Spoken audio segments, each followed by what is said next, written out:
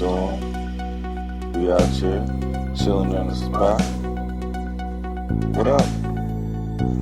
How y'all doing? We out here, chilling in the spot. What up?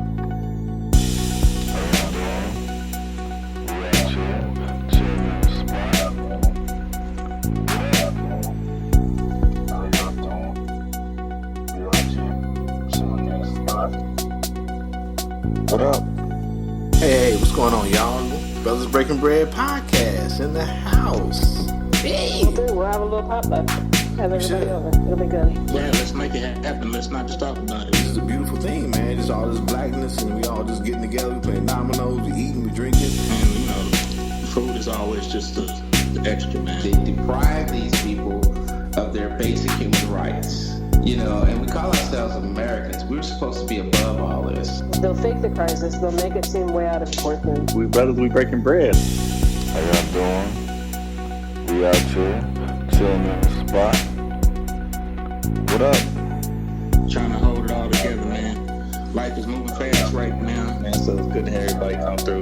I love that, man. I love it a lot. More than I could say to you guys. Lovecraft Country. We like to let the episodes add up, then we talk about them. So episode 6, episode 7, since we didn't talk about it last week, and help me with you know me in names, y'all. Meet me in Daegu. Daegu. And then, Yeah, they had the Olympics there like 4 years ago. Yeah, you said 40 years ago? Winter. 4 years ago they had the Olympics. Yeah, like, I don't maybe watch. 2 years ago. I don't watch the Winter Olympics. Daegu, correct. I don't South watch the Korea. Winter Olympics at all. I don't watch the Winter Olympics. They got curling. They had good sports in the Winter Olympics. That's fine. I'll take y'all word for it. I did not watch it. I'm gonna take everyone's word for it. It's like a bunch of white men on wood over the snow. That's how I think about it.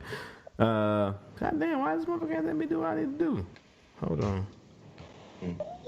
Man, people fucking up. Wow. Can I? And then you already know episode 7. I am. There we go. I don't even need to know that. Mm-hmm. All right, so let's episode 6. Let's talk about it. Hey. Yeah, we got our experts that came in. We got our experts. We got Lady Lavender. We got Micheala came in, flew in from Expert. flew in from down south to let y'all talk about this show. I'm sorry. See, that's what you're not gonna do, Roger. Get them. You're not gonna tell me my accent is cool and then make fun of it. It is cool. I wish I had an accent. I just have a light skin accent. I don't know what. We I don't will know what not that is. have it. We will not have it. We will not. have. Are you done? Have it all. Oh, man. So go ahead. Let's discuss it. Let's discuss this episode. All right. First of all, Wow. episode 6. Wow. So you just said no ladies first, huh? This is just getting in there. Yep, man. I'm just gonna jump in. He just gonna step over the lady like Iverson, man.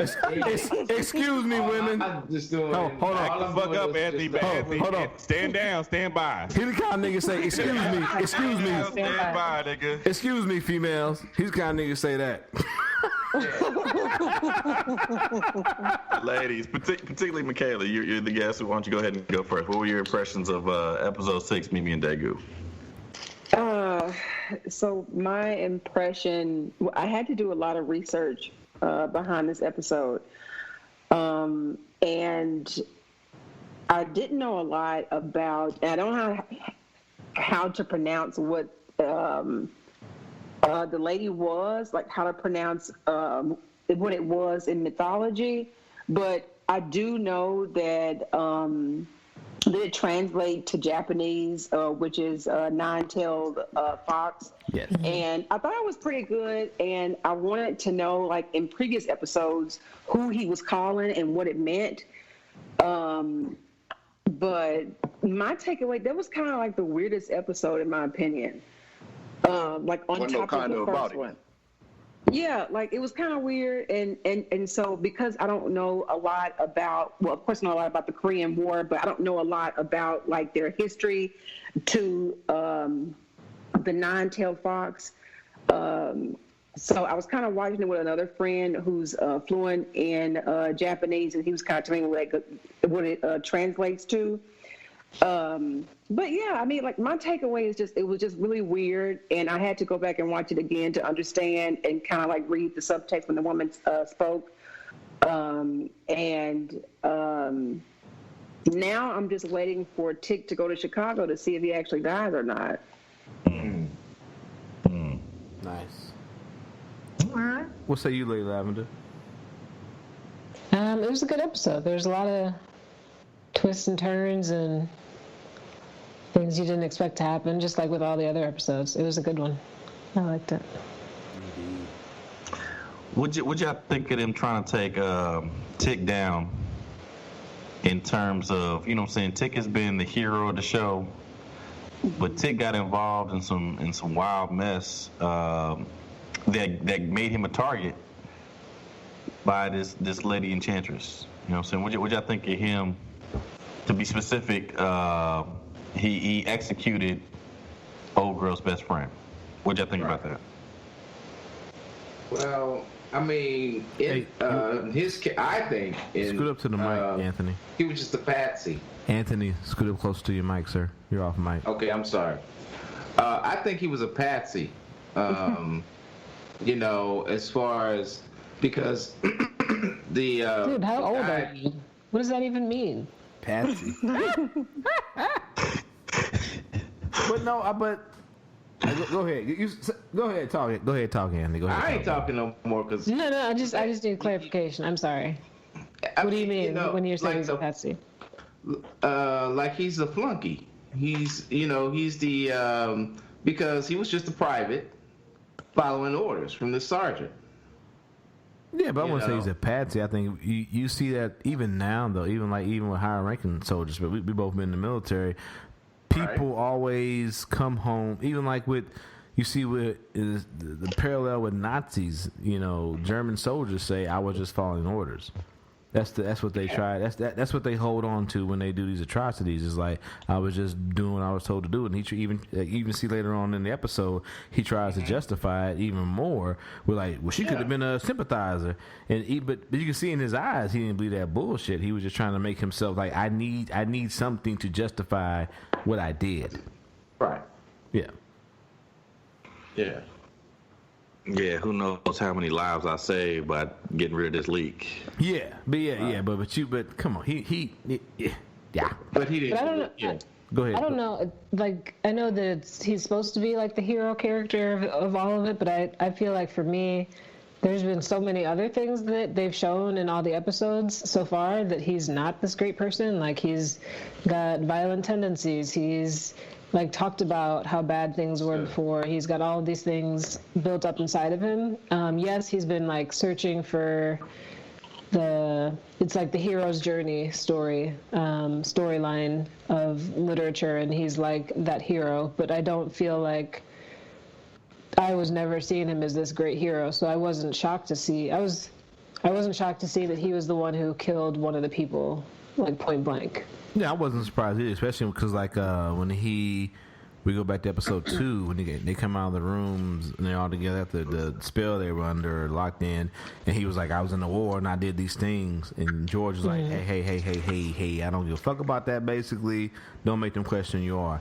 And even to piggyback on what you're saying, I think he's presented as the main character, but I don't think so much he's the hero, because we're slowly starting to see this turn where the women are kind of taking the lead of this show. You know what I'm saying? So, like, especially we talk about episode 7. I don't mean to jump forward, but we talk about even Hippolyta and her awakening for the most part. I think we're slowly starting to see this turn where, who knows? Maybe Atticus dies down the line. Who knows? You know, because maybe it might be some Game of Thrones type shit where your favorite. We don't give a fuck about your favorite. They can get it too. They just take. Game of Thrones was just killing everybody. Yeah. Well, one of my takeaways from episode 6, and I know you want to move on, Roger. No, I don't want to move on. No. Don't move on. Yeah, so one of my takes from episode 6 was when Tick mentioned that he entered into the military to see something different, and then he gets there, and it's just as complicated as home was. Exactly. Right. So he appears to be this soldier that, you know, that every that every location has. It's like, my home is fucked up, but what is it over here? Then he's like, faced with decisions of having to take out a woman or, kill people to survive, he thinks. And so he's kind of just discombobulated mentally and emotionally about being where he is until he gets out. Yes. Then he comes home and he realizes his dad is actually dating men or dating this guy, and there's a lot of mystery and magical there, like magic there. And so he appears to me to be the person who's just like figuring it out as he goes per episode. Yeah. He is. And the funny thing is, like, he's like Lady Lavender said, he is, and we are starting to see it. He introduces as the hero, but we're slowly starting to see he definitely ain't the smartest person in this group of characters. He can be easily kind of manipulated and moved from here to there and there, depending on, and definitely driven by his emotions, and definitely not by what he thinks in his mind. But I think that makes him human in a sense. I think they're using him to make him appear as like every human being. You want to love your dad, but it's kind of hard because he has a lot of secrets. He's killing links to the answers you need. Right. You've gone to war without actually knowing who he was. You come back, you still don't know him, but you want to live with him. He's non-communicative. There's just a host of things going on here. Oh yeah, definitely. I would say like that generational trauma that we talk about in the black community. It's definitely at the forefront through every episode in the show. Whether it be Letty and her relationship with Ruby and their mama, whether it be with her lying, whether it be with Tick and his daddy, it's definitely that trauma, that hard black love that we've been taught to accept in the black community. It's always at the forefront in every fucking episode, and that's the one thing I love about the show. Like, it's like, I mean, my mama wasn't as crazy as damn it, Montrose, but definitely there. Like, I love my mama, but I'm like, there's a lot of shit that I have to like. I don't know if I can forgive you about that one, Brenda K. Yeah, because there's the constant like generational do as I say and not as I do between Tick and Montrose. Exactly. Right. But no, let's not move forward because episode 6. I mean, we won't do a blow by blow because I've been don't do that. But we definitely gotta. But even with like in what we see with this woman in Korea and her mother. Like, the sole reason why she called upon this nine-tailed spirit was because she knew that her husband was raping their daughter. We'll be coming to find out later on the episode. But at the same point in time, she allowed it to happen because also we see that dynamic, and also sometimes here in the States, that dynamic of, I need a man in the house to make this status for me. If there's no man in the house, our family has no status. So she allowed this shit to happen until it was like, basically, I got to stop him from raping my daughter. So we you know what I kind of liked about that whole story. Go ahead, Joe. With Jaya is that when we watch damn near every episode twice. Yes, you have I still haven't watched I Am for a second time, but we watch everything at least twice, maybe 3 times. The first time I watched Mimi and Daegu, it looked like the typical story of a Asian woman pushing their daughter to bring a man home. Exactly. As in, get married and bring honor to the family that way. And she was saying it looked like that, yeah. Yeah, that's what it looked like. So Jaya was talking about when I get this degree, I'm going to school, I'm studying to be a nurse. I'll bring honor to the family that way. She's like, nope. You need to bring men home. Right. And so it looked like this idea that, we're going to go with that typical trope, that storyline of the mother pushing, the daughter, especially in the 1950s, and especially in Korea being Asian, to basically find a man. Right. But as we go on, we find out that that's not really what's going on. What's really going on is she got a body count she need to keep up.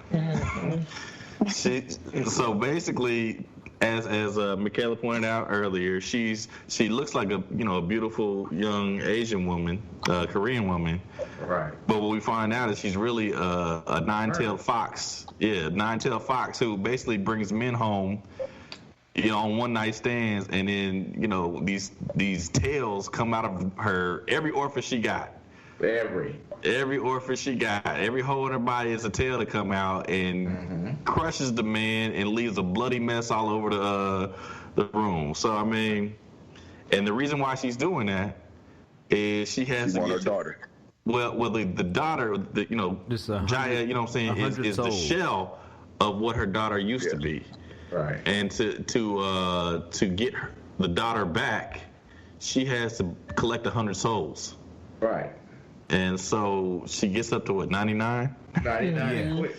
And Tick's supposed to be the 100, but Tick's supposed to be 100. Yeah, because she said she wasn't going to do it anymore until Tick killed her friend, and then Tick killed her friend, and then once he came to the hospital, she was like, "Yeah, I got the last one." Pretty much, yeah. And then we also find out through that narrative that she talks to the mother that when these men die, or I guess they crushed or whatever happened, their heads explode or whatever the fuck, she sees all their experiences flash in her mind. Right. And that's through. Go ahead, Zeb. I was gonna say through her connections with her tentacles when she goes into the. I don't know why it's funny. Tentacle pool. She sees all she sees all of the men's experiences through her tentacles that she reaches. Stop saying tentacles. They look like tentacles, but it's tails. It's tails. Okay, tails. I laugh because if you do a search for tentacles in Asian, you will find some videos that will surprise you. Anyway, you'll find something that's very special. Jesus Christ. I'm sorry. I do research for the show. Anyway. Yeah, research. That's what they calling it now. That's what we call it. We always call it that. I don't know what you're talking about, Micheala. But also, I bring that up. I'm sure you don't. We feel it need to be thorough. That's all I'm saying. You gotta be thorough. Yes. I bring that up because it's very important as far as the interaction, but with her and Tick. Of course, like I said, we don't do blow my ball, but because they have their movies and they do their things and they actually and then I'm glad Joe came over and watched a football game with me because I don't know, I guess I must have blinked because I forgot that they did have sex the first time to completion, Right. and she was able to control the tentacles. Well, okay, so no, she set it up 3 times. Three times. So she was bringing them back to her bedroom, and so she has this, this Asian, house where the paper walls and that type of thing, and the sliding doors, and it's a very, very aesthetically pleasing looking environment. She has candles around the room. And so she lights these candles, and she has a bed in the middle of the room, and she brings her prey into the room to just go ahead and, and lay with them and do what she needs to do, and then rip them to shreds as she downloads their information into her memory. Okay? Right. And so when she gets Tick in there, they're about to do it, but Tick had gotten to her heart, you know what I'm saying? Right. Tick had basically let her know this is her first time. And became vulnerable to her, saying, hey, I've done some horrible things. I just, want to let you know that beforehand. And so basically, it's about to go down, and she has misgivings about killing them, and kicks them out the bed and tells them to get the hell out of here. Fuck out. Yep. She comes to see him at the base. Tick is like, nah, you played me. Get the fuck out of here. And then they have a little heart-to-heart about it. And they go into the barracks or wherever it is. You know what I'm saying? The tent. But hold on, Joe. But I think I giggled at that scene because she was like, "Yeah, you real bad, but I'm a yada yada yada." The fact that I didn't kill 99 motherfuckers with my tentacles. 99 motherfuckers with my tentacles. But anyway, I'll leave it there. Go ahead. I mean, she alluded. Yeah, she yada yada. Yeah, I mean, she yada yada the fuck out of that shit though. She did. Like I killed 99 men, but you shot my friend. The idea though, is they were 99 men who had it coming. Yeah, they didn't come, but there we go. Well,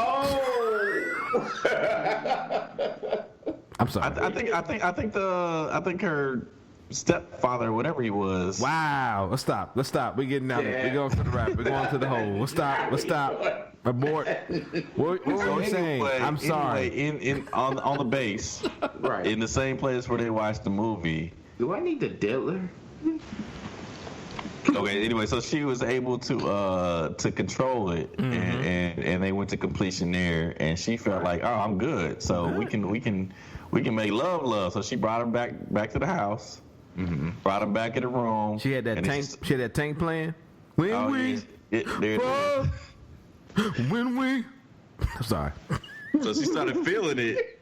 And them tails came back out. Them tails, or tentacles, as the dealer says. As the diddler, like Diddler killer, man. Just, I don't know, bro. I don't know, bro. Hey, bro, I don't mess around with kids, dog. Nigga, you blur the lines. Why are we back here? Nigga. Stop. No, ain't no blurring. But I brought. Thank you, Joe. But I brought all that. Do you think up it's too. because she was feeling it though? Because she wasn't like into it at all when they showed her the first time with the guy from the bar. You talking about the first time? I'm talking about the third time. The third No, I'm time. talking about with Tick. but like With Tick, before I it think was she wasn't into it, and that was how she was controlling it. But with Tick, it's that she's very into it and can't control it. Well, Right. I don't know. I think she controlled that shit. She wanted to kill the mother motherfuckers. Yeah. No, Yeah. but with the last time with Tick, though, she couldn't control it. She was trying to, but she couldn't. So I think we all said the same thing. I think like Joe said, she was feeling it. yeah, Just, she was, she was in the throes of passion. She just let go. You know what I right. mean? She was in the throes of passion at that time, Right. and so Yeah. that she connected to She it had that Prince on. The screams of passion. pretty much. That nigga Roger got the jukebox on today, Hey, bro. Yeah, Hey, you do. I'm here. I'm here for it, bro. You, my son. Joe, lovely recap. But that's why I said I wanted to bring it back, because that's a very important thing, though. Because with all those other men, she saw their past. In that Yes. moment with Tick, she saw what we His are led to future. believe his future. Mm-hmm. Yeah, so that's a very important moment. Well, I there. think she just saw his whole life. His life. 'Cause with everybody else, Basically his she always lifespan. sees your whole life, so she maybe can see past, present, and future. Because she saw him as a little kid as well. Right. Well, right. So I'm she saying, saw I'm like saying, his whole life until he but I'm died. saying, but Yeah, in so the, she but I'm probably saying, saw past, present, and future, but she didn't see future with anybody else. with anybody else, she never saw the future. She never saw the. Actually, there Because was they were no already- future. There was no future. Yeah, there was no There was future no for future. anybody else. Yeah, that's what I'm saying. That's why it's very important to bring that up, because everyone else, she knew that was it. But in that moment, even before he died, she saw his future. That's when she said pushed him off. Yeah. So that was very different in that moment. Even when the Nine Tails appeared, that was very different from everybody else. So that's a very important moment. And that's when, but also you flash back to all the other episodes where he calls and she says, "I told you not to go home." And then when he saw, when it was episode 4 or 5, when he's breaking down the scriptures again, and he sees Die, and he calls her again. He's like, "How did you know?" So all that, once again, this show requires you to have callback. Right. But one of the things that I thought was kind of crazy is like on the phone calls earlier when she was like, "I told you not to go home," it made it seem to me like she had told him everything and had explained all this stuff, and it comes to find out that he was like already scared shitless, and then he's running outside and she's like, "Don't go home." So he really doesn't even understand what she's talking about. Exactly. Right. Exactly. Right. Exactly. Right. Exactly. But once I again, agree. but like very important moment in that little episode there. So anything else there? Episode 6. We good on that? I'm good with that. With episode 6, I'm caught up. I loved episode 7 though. I am. Oh yeah, that girl from episode 6. I kept trying to figure out who she was. She used to be on The Real World, the Asian girl. Really?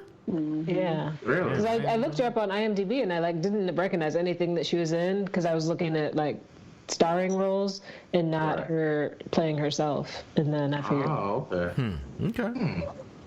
Yeah. Where was they at in the real world? I don't even remember which city it was. Oh, okay.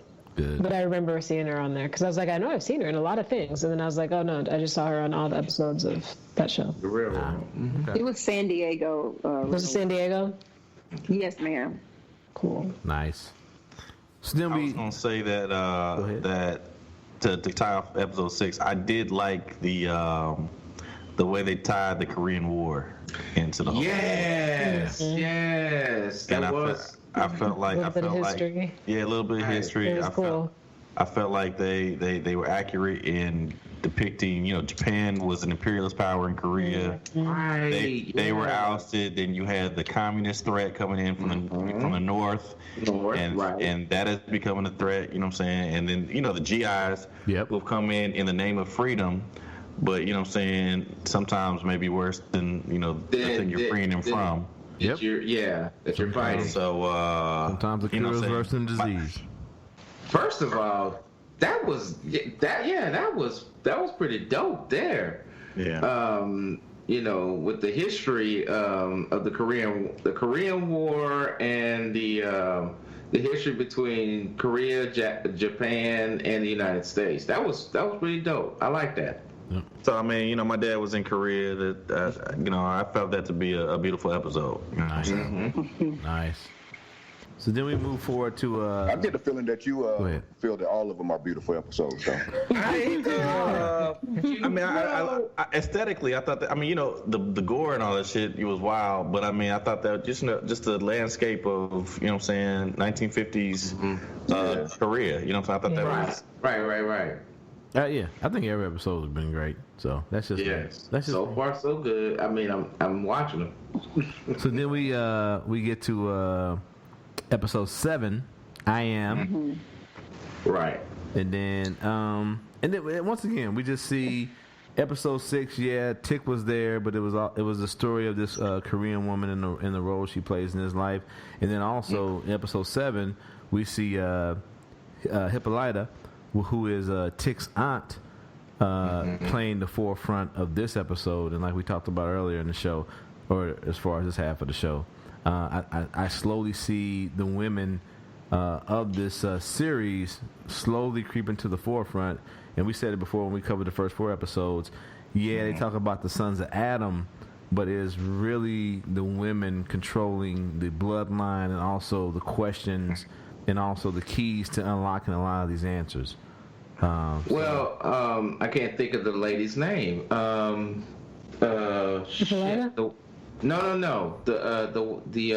Letitia? The white chick. Oh, I always forget her name too. Yeah. Damn it. Joe always knows her name. Yeah, he does. He's mute. The woman, the daughter to the son. The daughter to the sons of Adam. The sons of Adam. Yeah. Christina. Yeah, that's it. Thank you. She kind of alluded to. Damn, I lost my train of thought. Wow. Put the drink down, sir. Put the bottle goddamn down. That nigga got a cup now. Hey, Joe, you the one to talk. So, wow. But no, she kind of alluded to a little bit to where the women was going to be like the point people. Well, the point people in the movie in the series, because you talking about the scene where she's in the basement. What I mean is they were going to take over like leadership of the series. They were going to be the focus. They're going to be the focal point because she was kind of upset with her father that she couldn't get into this group. She wanted to be a part of this group, but she couldn't get in because of of her gender. Yeah, basically of her gender. Yeah. So one of the things I wanted to point out for 7, if we're talking about 7 now, was that I hope that everyone noticed the 4 important women in the episode, and when Hippolyta takes off to find herself, to discover herself, we see Bessie Stringfield, the first African American woman to travel across the country on a motorcycle. Who is also a nurse. Thank you. Damn it! Yeah, you're right. But one of the other things I wanted to mention was something that I didn't know until I did a tad bit of research, was about the warrior that Hippolyta fought. These particular people were a part of a tribe that we now call Black Sparta, but then they were called Dahomey. I think I said that right. Okay. And during that time, these women were a fierce militia society they were on a quest to find themselves and do different heroic things. And so that was the particular woman that she was fighting of that group, the Dahomey chief. And so, and I want to say, I don't know how to pronounce her name, but her name was Nawi, like of the Dahomey group. But I did notice Bessie right off the bat, because she had like, the same attire that she usually has on in all of her pictures throughout history. Oh, okay. There were also two other women that I can't recall at the moment. Oh, there was Frida. Josephine Baker. With Josephine Baker, yeah. Yeah, with Josephine Baker and Frida. So this particular episode was not only about African American women, but it was about minority women who drove history. Yes. Right. Okay. Love it. Yeah. Love it. Yeah. Yeah. Love it. Because when I saw that woman on the motorcycle, I was like, who is this woman? And I need to look at this up. I did not. Yeah, I saw her on the motorcycle, but I didn't really pay too. It didn't draw me into who this person was of significance. But it was. I did not. On this I show didn't get it like, until you mentioned it. Yeah, and so what was her name again? Her name is Bessie Stringfield. Bessie B. Stringfield. Yes, and so the other historic part, Joe, that you would probably like was that she did some of this stuff during World War II. With the war, yeah. Yeah. Nice. Lovely. Because Hippolyta ended up leading them in battle against the Confederates. That was weird too. Right. Exactly. I love it. Yeah, I do like how she made several stops along the way, and I think each one of those women informed her of who she was, of who she needed to be, who she wanted to become. Because I feel like she had suppressed herself and made herself small. All her life to basically accommodate George and just be who other people wanted her to be. Right. When she felt like, when these people are showing her how to basically live her life to the fullest, so she gets there with Josephine Baker and she can express herself a little bit more and be free because, they're walking around in Paris smoking cigarettes and breasts out, just, doing their thing. Literally. And literally. And so chest out. So she was able to, I think, get a little bit of courage from that, and then she got the warrior spirit from the woman that Micheala just informed us about. Right. And then she flash forwards to with George. And having an open heart with him, and him finally, I guess whatever plane of existence they're in, admitting, yes, I watched you make yourself smaller for me. Yeah.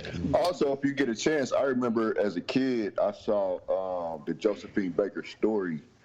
I think it might have been on HBO. It was on HBO. Such a long time ago. Yeah. You're right. Yeah. You're right. So if anybody ain't seen that, it's definitely worth watching. Okay. So maybe that would solidify, Roger, what you were just saying about the quote that Hippolyta's her husband gave her would be. Behind every great man is a great woman, or behind every brilliant man is a great woman, or something like that. Something like that. So I thought about him running the guide and having to do all this, and she's a stay-at-home mom, and she has this daughter. All right. And she kind of prepared, she had to. Once he passed, she had to make sure the guys got out and couldn't miss a date and, things like that. And so maybe that had to do, his quote to her had to do with her brilliance the entire time. Yeah. But then also in that era, too, though, it's because what George presents as, I don't think he is a person that's like, oh, you got to be less than. I think he really thinks I don't think so. No. Let me finish. I'm thinking he's really... I'm really protecting you. I want to protect you. I'm doing the noble man thing, and in that he confines her, because even like in the first episode where she's like, well, I can go do this, I can go do that. He's like, no, I would do that, and he think he's doing like the man thing. We were talking about this toxic thing with like when you have like the real like toxic thing with like Atticus and Montrose, and like he's not that toxic, but he's still a man in this time frame. I'm doing the right thing. I'm protecting my woman, but he's also confining her. And then you come to find out how like she's having like a beautiful mind, like that movie, The Beautiful Mind type experience. She's doing like all these mathematical equations, and there's numbers and diagrams, and she's talking about the sun and planets 2 times the mass of this and that. And you like, God damn, this woman is smart as fuck. You know what I'm saying? And I would have never known until that part in the whole series, man, that she was actually brilliant. Well, you kind of even in that protection. Yeah, they alluded to it. Like a few. She named the comment, bro. She named the comment. She named the comment. They alluded to it. But go ahead, Micheala. I'm sorry. Go ahead. No, that's okay. But even in that protective state, you still want to shell out your own identity. You still want to know who you are. Right. So I think that's what you wanted to do. And the other thing about like the comment thing that just came to mind, did anybody notice that once Tick got the machine to stop, that the little girl drew the exact suit that her mother had on in space, exactly, like on the guide. Exactly. Oh yeah. So I realized pay attention to that. Yeah. So now it's like is the little girl magic, or you know? Right. But Diana, Diana. Mm-hmm. But hey, little side note though, I've been reading the book. They don't have a daughter in the book. Nigga, you out here cheating, bro. How you out here? I haven't gotten that far ahead. I'm literally on the first chapter. I heard they don't have the daughter, and then that what would you say that Christina? I don't think there's a Christina or something. No, Gator like talked about that. Totally different. Yeah, Gator talked about that too, but like he didn't tell us that they don't have a daughter in the book. That's literally like the first like 5 pages. It's like I said, what the fuck? Wow. Anyway though, yeah, definitely that last scene when they're like floating around on that strange planet, that is definitely influenced by Diana's drawings for sure. I guess we gotta skip forward. Go ahead. That was the only thing that Tick left without was the guide, and so they panned to the guide, and the woman on the guide, she had on the exact suit that Hippolyta was wearing. Yeah. And she got trapped in the next world, so it's like, is she stuck there, or can she just, leave and come and go as she wants, or what's up with that? Exactly, because we didn't skip forward, but we see that Tick is the only one. We don't know if he goes. We don't know where Tick goes actually. We just know that she gets sucked up, and Tick kind of disappears too, and then at the end of the episode, we're left with him being spit off from wherever, right? Right. But also, if we go back to the beginning of the episode, there's also some, making up between Letty, and Ruby. Yeah.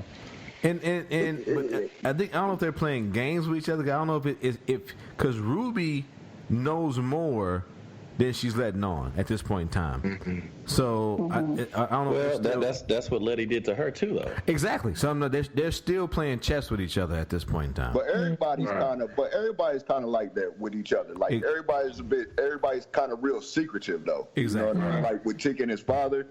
That whole dynamic, how his father's trying to, I forget, what's his name, Montrose or something? How he just keeps trying to, somebody mentioned it earlier, how he just keeps, just trying to cut off any pathway to Tick exploring, what he's trying to figure out and whatnot. And then the whole dynamic between Letty and Ruth. So it's just like a whole, and then with Tick and Hippolyta and Letty also, how they're keeping the truth away from her about what actually happened to George. So it's all it's real, some weird interaction between all the main characters. And this also is the episode, the first time we see Montrose and Samuel on. Hey, who was the one? Was he the one giving the head in the first episode? No, he was getting some head. He was getting some head. I'm sorry, my bad. Yeah, I couldn't help it. I've only seen it once. I've been to jukebox all night, so I'll keep doing it. So before we get into the sexual content of the episode, I do want to mention one of the things that I noticed was, is it possible that Christina is actually Ruth? Because remember in the prior scene, Ruth told Christina, "Tell me everything," and then it pans over to her being at the house with Letty, and then Letty gets a phone call, and suddenly Ruth is like, peering into the door, trying to like eavesdrop and stuff, which I've never known her to do. And they've lived together before, but she's never been one to forcefully get information from Letty. So you're saying... But she also didn't know all the secrets before that point, so she didn't have a reason to not trust her.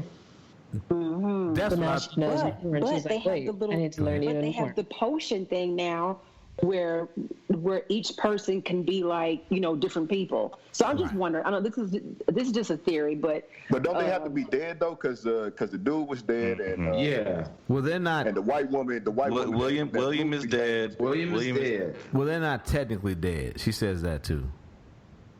Yeah, What? okay. Yeah, She's keeping them it's suspended animation. So they're dead. There we go. But there's like suspended animation type of thing going on. Okay. Because she needs their blood, so they can't be dead. Yeah, because she needs their blood in order to make the potion, and so they're not not alive, but they ain't not dead. They're somewhere in between. Hold on. The old girl that got hit in the head with the shovel. I feel like she specifically said, "I found her. They're dead." Now I may be wrong. I only watched that. That's the only episode I've watched once. I need to go back and watch. I'll go back and watch it again. But I thought when she was down there saying that they're somewhere in between. They're not alive nor dead. So I don't know what that means. Because she needs like purgatory, but she needs their blood to make the potion. Could it be a thing where it's like now Ruth is trying to work for both sides to figure out what's going on? Like I don't know. Like this is just all. I think that's for sure. Yeah. I think she's trying to get more. Well, I don't know if she's even knows if she's working for both sides or not. I think she's just trying to hear from her sister and Tick what's going on their end, and get their perspective on it. But Letty's not like sharing anything. I think the white woman. So I think she's going to turn and like get super angry, or who knows what she'll do when they keep not telling her anything, or if she finds out something more. So I think she's going to snap at some point. Yeah, I think definitely the white woman's playing on Ruby's, I don't know, jealousy or kind of like somewhat hatred that she has for Tisha, for sure. Right. Just they definitely playing on that. So I don't think that Ruby's down in the basement somewhere. I don't think that, but I definitely think she is being that white woman's pulling on the strings of some of the jealousy and hatred that she had that Ruby has for Tisha, for sure. Right. I do think that's what I think. Okay. Yeah, that's what I think is at play there. Yeah, for sure. Because she was like real easy to forgive her because they were in that window, and she was like, "Oh well, Mama would never say sorry," and it's kind of like, "Oh, we all friends now." Kind of, right. So it's like, yeah, okay. Well, anything's possible. I just like this kind of like a theory of mine. I was just wondering, like, And especially with this show, who knows? Who would have thought that Ruby was gonna wake up a white woman one day? Who would have thought that? Exactly. Besides James. So All the shot. Yeah. So who did call it? Anything is possible with this show. So who knows? Like in the next 2 weeks, when we call upon you to come back, you might be like, "Hey, you called it. Ruby is in the basement, and they pumping her blood out, and Christina is now walking around as Ruby." And getting all the information. Okay, somebody made a shot. Somebody called a shot. And so Letty is starting to think about being pregnant. Like she thinks she's having dreams as if she's pregnant. She smelled the pasta sauce or whatever it was. And smelled the garlic in it. The garlic, and recoiled. So obviously she's probably pregnant. Yeah. I ain't gonna lie though. The question is, was it you out of? Are you the one who said she got the alien baby? That was I that said that in another chat group. Yeah. Either an alien baby or a nine-tailed baby. I thought she might be a vampire. I don't know. With the STD, that is. STM, sexually transmitted magic. I said she is. I'm saying she a zombie or a vampire. Zombie or a vampire. Nigga saying she was dead. Yeah. So I don't know. I think. You know what? She was dead. Yeah. I think Tick gonna have 2 baby mamas. Yeah. Or the nine-tailed woman put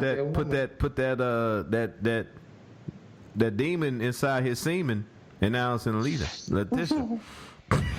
Who knows? I'm just saying. I ain't even mean that to rhyme, but it did. Yeah. But stay tuned, ladies and gentlemen. Stay tuned. But then we also I guess we had to cover this is the first time we see the morning after. Is it the morning after? I don't know how many days have passed. They don't really give a good passing the time thing here, but we see Montrose and Samson in Montrose's crib in the morning after the first time, and then being publicly intimate. And Montrose is just still a miserable motherfucker. Yeah. But then he wasn't backing down though. Huh? No, he was not. He took that ass beating before, but he wasn't backing down. He was ready to take another one. He wasn't ready to take another one, but like you, if you peep it though, like everything was good. He was smiling. He had his shirt open. Like, look at my muscles. I didn't put my cocoa butter on. I'm not ashy. And then as soon as my man Samson said, I saw an old girl at the store who happens to be your neighbor, shitty. That nigga got ashy real quick. Yeah. You know what I'm saying? He's like, oh, wait a minute. And then but then Samson, people was happening. He was like, whoa. I saw her at the store. I saw her at the bus stop. She didn't see me come from here because Samson realized what was happening. And then we also find out that this isn't the first time that they have been intimate and spent the night. Yeah. Because he was like, every time I let you in, you try to make me crazy. Right. And then he's like, I'm not going to let this happen. He walks out, and then this is when we find him in the hallway with Letitia and Tick. Letitia and Tick, yeah. Yeah. And then I think it's funny, like, the whole scene where it's not funny that Tick called him a faggot, but and that's what he said in the show for everybody out there. And then, of course, I got to show you how much of a man I am and throw my shirt off and let you know I'm your daddy. I was like, I don't know why that was funny to me. I don't know why. I literally fucking giggled when. You know what?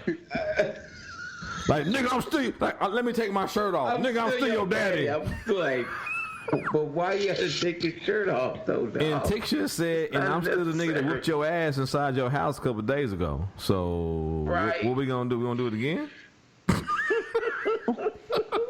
Well, Montrose is in the closet about who he really is, and Sammy isn't. Well, we know that. Yeah. I know, I get that. So that's most of the rage there is that he can't be himself. He can't. Right. He can't, and that's what we're slowly seeing. Like, I can't be myself. I can't be who I am. I've done everything possible to make, even though my son has never showed that or made reference to wanting or liking men, I beat him to make sure he wouldn't be soft. I done all these things, and everyone fucking hates me, basically. Right. But yeah, but see, he's also reacting to the times too, because back then, that's still happening today, though, bro. Well, let's not get it twisted. That's still happening in this day and age. Yeah, well, I mean, that does still happen today. Well, yeah, you're absolutely right. But it was really you know, condemnation back in the 40s and 50s and things like that. Oh yeah, I get it. It was definitely a for show death sentence. But I think the biggest thing that fucked with Tick though was when he said that Mama know, and Montrose took that step back and was like, yeah, right. Mama knew. That motherfucker started breaking down crying. Right. Well, now he didn't cry, but you can tell he wanted to cry. So there we go. So I mean, a lot there. Like, and you talking about the first like 15 minutes of the show. This show was a lot. Yeah, it does. It does. Oh shit. So I am. So then, yeah. So, and then Hippolyta, being the smart woman she is, she figures out this globe spherical key Ori type thing that no one could figure out. But this also lends you to how smart she is. She's able to figure that these men Because let's not forget that this thing was in this house of this creepy ass doctor that was doing all his experiments. He couldn't figure this shit out, but she figured it out in a matter, I guess, days, weeks. Because again, we don't know. I want to say about days. I want to say days. Yeah. What am I forgetting here? Where are we going here? What am I forgetting here? So the Ori passes the time. She gets the key, going on a road trip, all this other stuff. And then also with Tick and Letty, Tickmore deciding he finds out that he has family who knows his mother and makes a trip to, I believe, St. Louis. It's St. Louis. Oh, I forgot about that whole segment of it. Yeah, because it's a clip. It's like a small clip, but Black Wall Street mentions. Yeah, Black Wall Street. Once again, Black Wall Street. So Black Wall Street. Yeah. So Letty and Tick figure out that even though the white woman is trying to find the pages, the missing pages from the Book of Names. They may know where the book of Names actually is. So we once again we find his heritage. And also, I love his Black history, as Micheala brought up with what's her name? The woman on the bike.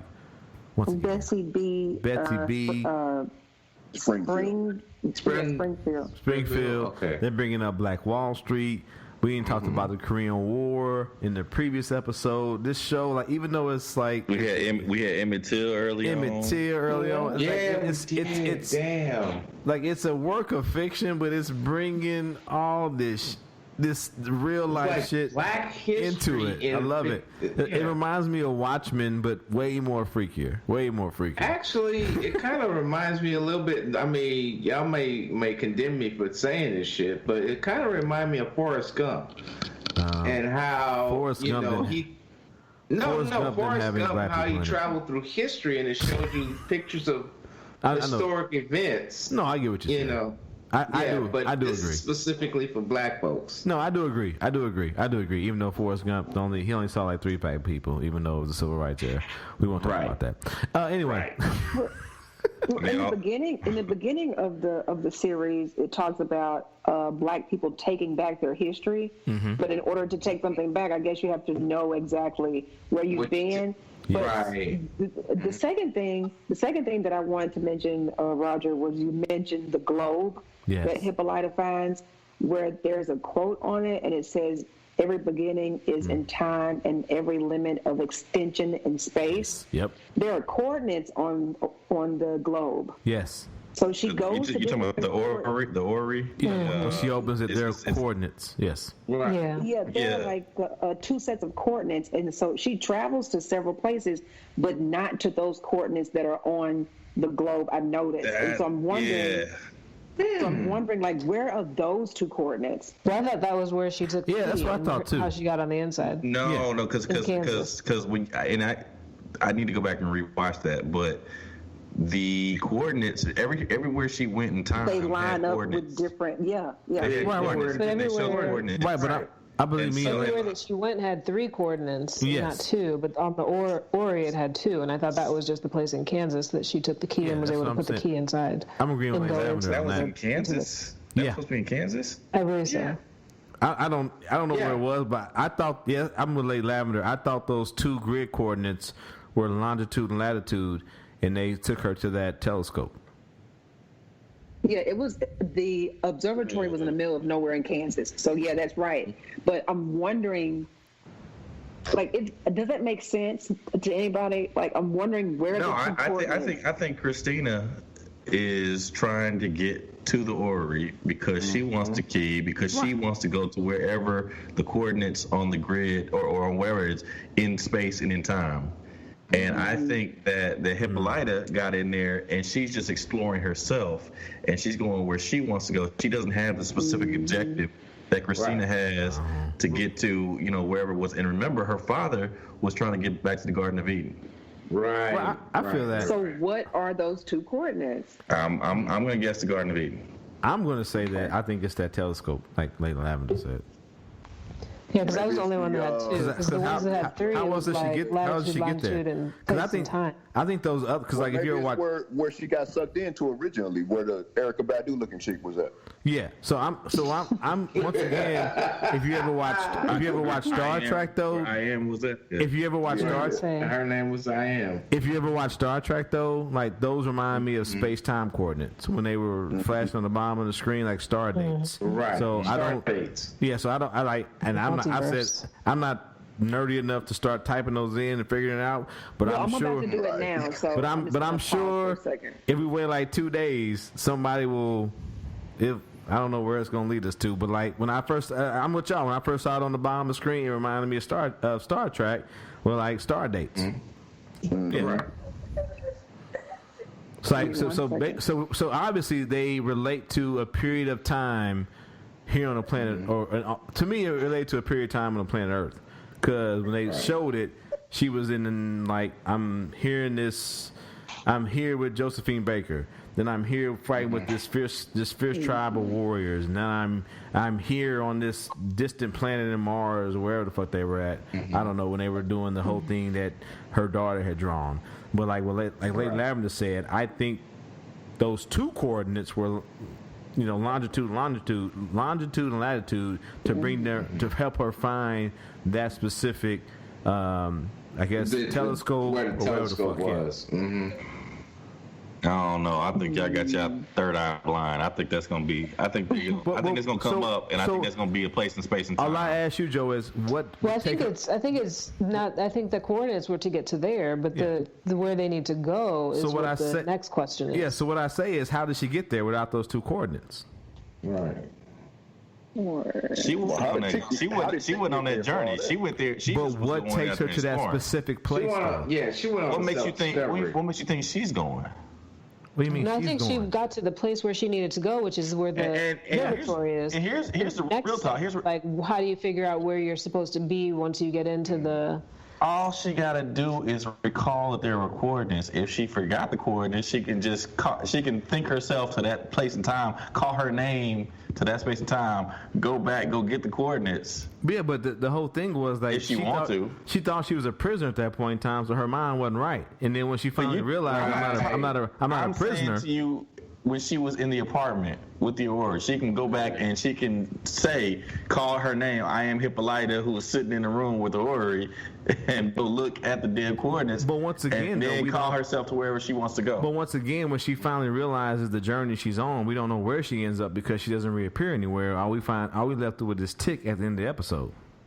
Right. Yeah, but I mean, she was also told by I Am that she has the power to do what she want to do. Yeah, but once again, we don't know where that's going to wind her up at. We don't know yet.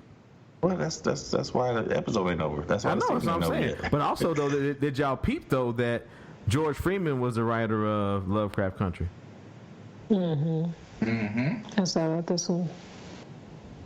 When he came out that portal or wherever he got shot from, I don't know if it was the portal or whatever he got.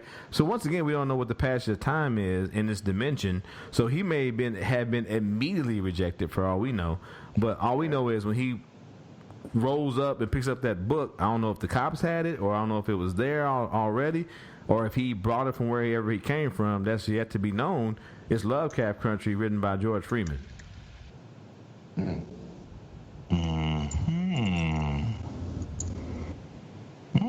Inception, Well, bro. the plot thickens. The plot thickens. The plot thickens.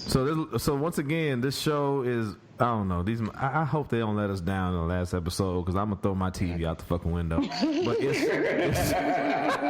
it's so up to this point in time. It's so well written. There's so many questions. Like even here, like with like this minor scene. Like there are two of us that think one way, two of us think another way, and two of us who are kind of like, we'll see what happens.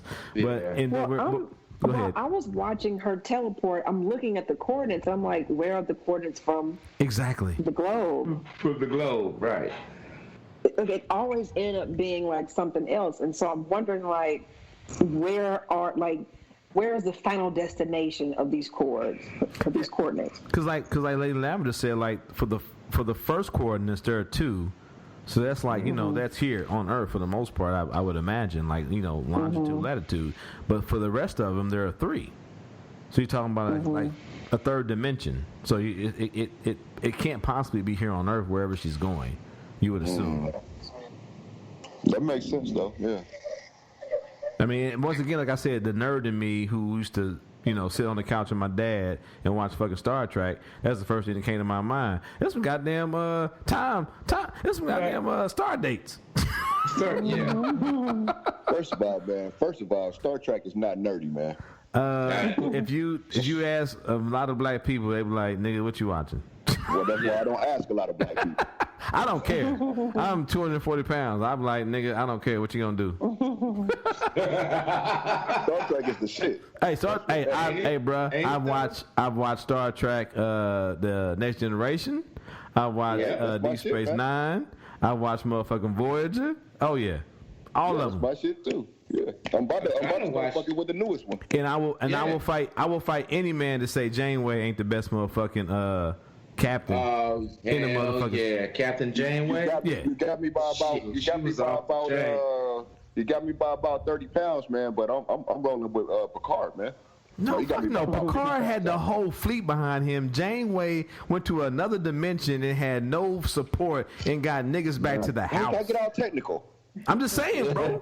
I'm just saying, though. Janeway went to another fucking space and time that had never been charted. My bad. We didn't nerd the fuck out on this. My bad. I know Picard got the best name. Picard got the best. Picard got the best memes and names. He got the best crew. Janeway was sent. She got sucked into another dimension that had never been charted and made it back to the house.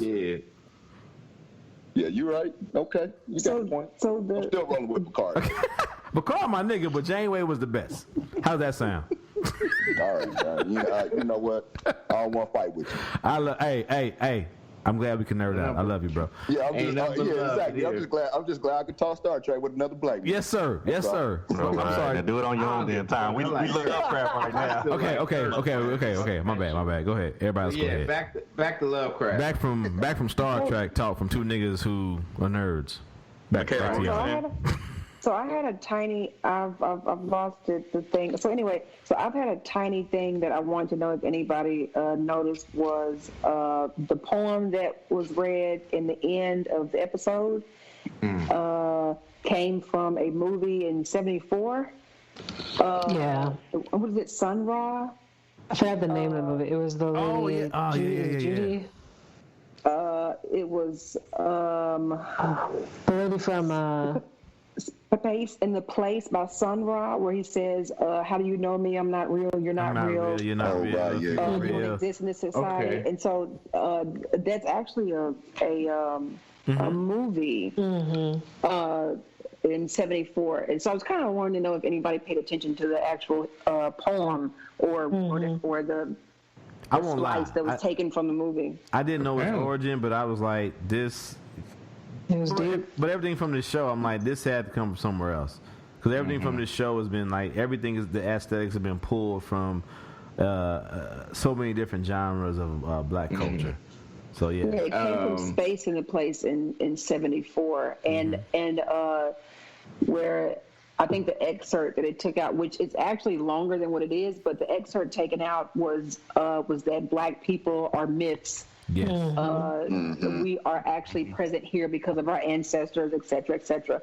But I thought that was one of the most important other pieces of the episode. Oh, it was deep as shit. And also, as it's playing while they're on this futuristic, non-existent planet, they're bouncing around. It's Oh yeah. It's like I fucking love this show because like even when we flash back to like episode 2, Why He's on the Moon, it's like it's like that I guess you would call it a song, poem, whatever the fuck, beatnik shit. It's so important because all these white men care about is this one black man helping them open the fucking Garden of Eden. They don't give a fuck about his well-being, and that whole time Whitey on the Moon is playing like my sister can't pay her bills and she got cancer, but hey, Whitey's on the moon. It's like the aesthetic of this show and everything is so fucking precise and on time, and I love it.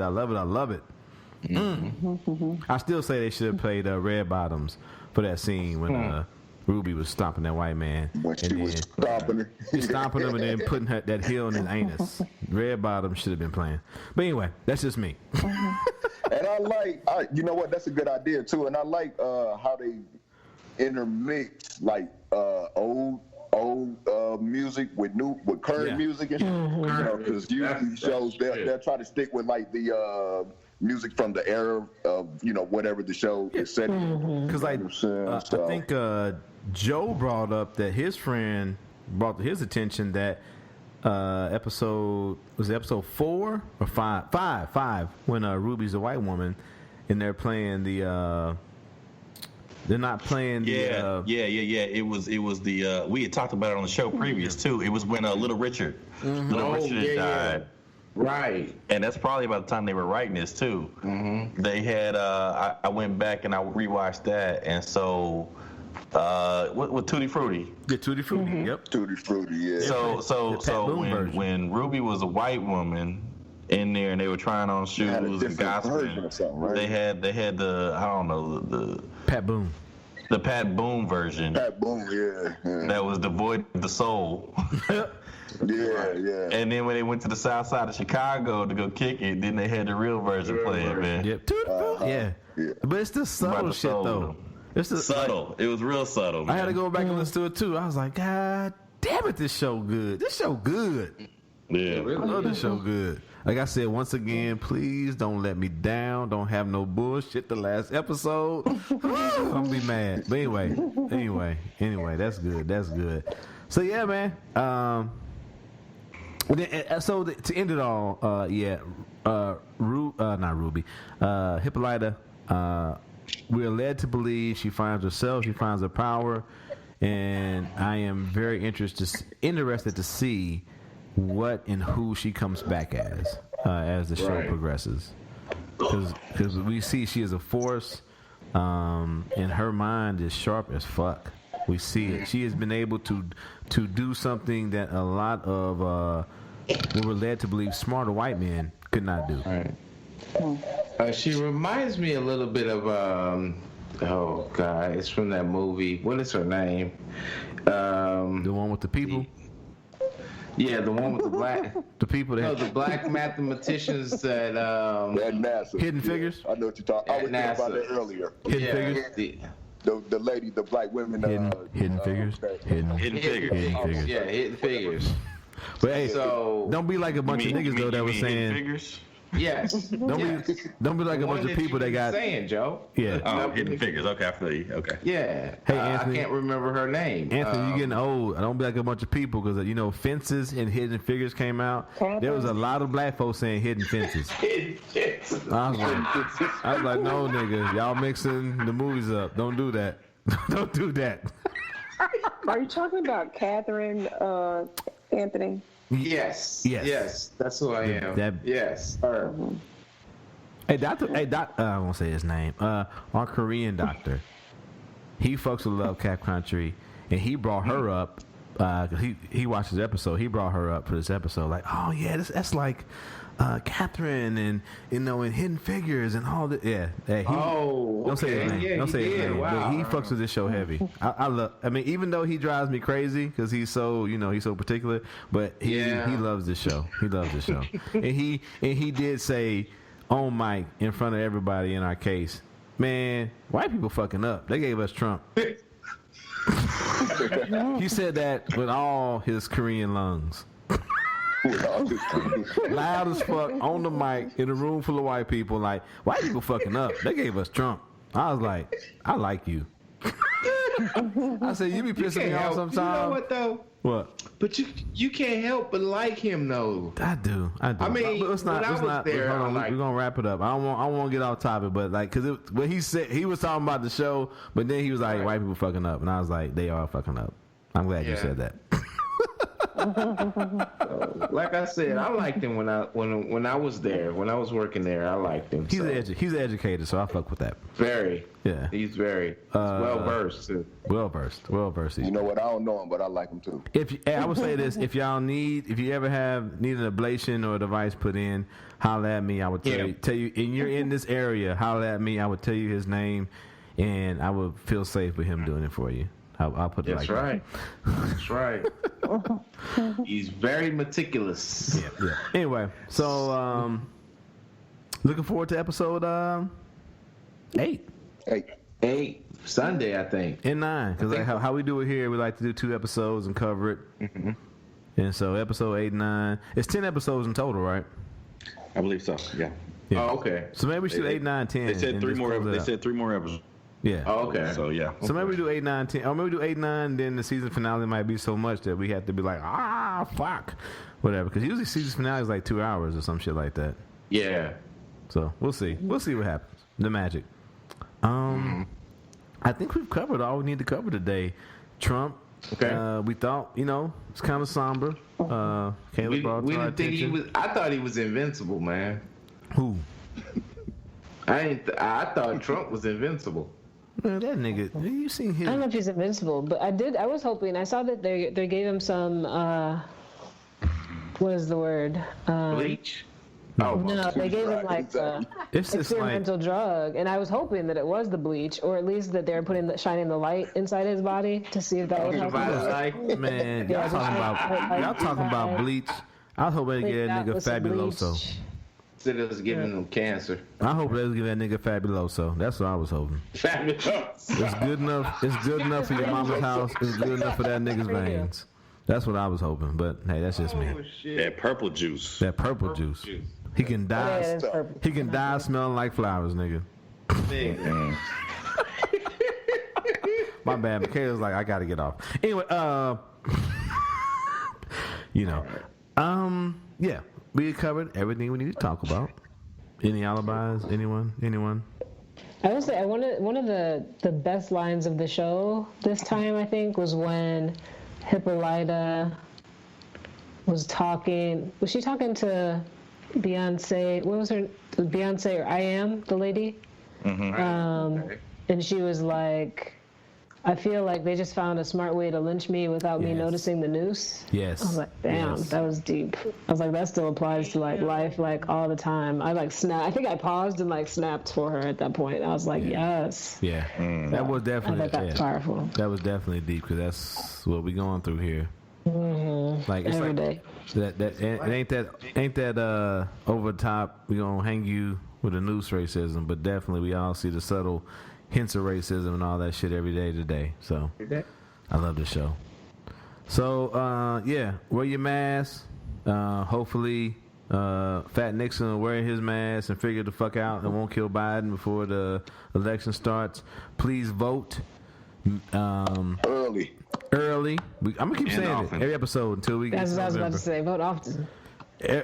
Vote. If you gotta do mail in, I understand, but please vote in person because we've already seen the fucking con job they've done to the noble United States Postal Service. So please, if you can vote early, please go vote early. If you gotta go vote when it's time to vote, please have your PTO ready and go fucking vote. Yeah. Just do what we gotta do. Get this man out of the office, and we will figure out Joe Biden. Hey, and I am now registered with the state of Louisiana. That didn't take too long at all. So I'm legit. Vote, You registered as a drunk, nigga? What are you registered? Yes, I am registered as a drunk in the state of Louisiana. I don't give a fuck if you're a drunk, if you're a crackhead. Go vote. Vote for Biden. But please, yes, vote. Please vote. I think Zeb made it very specific last time. He said, vote blue. Make sure you do that. Yeah. Make sure you do that. And once again, Joe Biden has his problems, but we can't fix Joe Biden until we get that nigga in the White House. So there's that. Don't compare him to the Almighty. Compare him to the alternative. There we go. That's right. I like that. I need that on a T-shirt. I like that. Can we get that on a T-shirt? No, that's it. That's it. That's it. Like, don't do that. Okay, I'm about to say, because I'm tired of niggas saying I'm not my ancestors. I need to find them niggas and burn all them T-shirts. Anyway, thank you, Micheala, for coming. Lady Lavender, thank you for joining. Thank you for having me. Yes, ma'am. Yes, thank you. You are, and what I would say every time, first time on shouldn't be your last time on. You're always welcome back. All right. Thank you. Lady Lavender, thank you for blessing us. 10 meters. Right. Zeb the Soldier. Joe Jeff, I'm the Casey Stark. We are the Brothers Breaking Bread, Triple B podcast in the house. Never, ever, ever miss a moment to break bread with your brothers and your sisters. We out.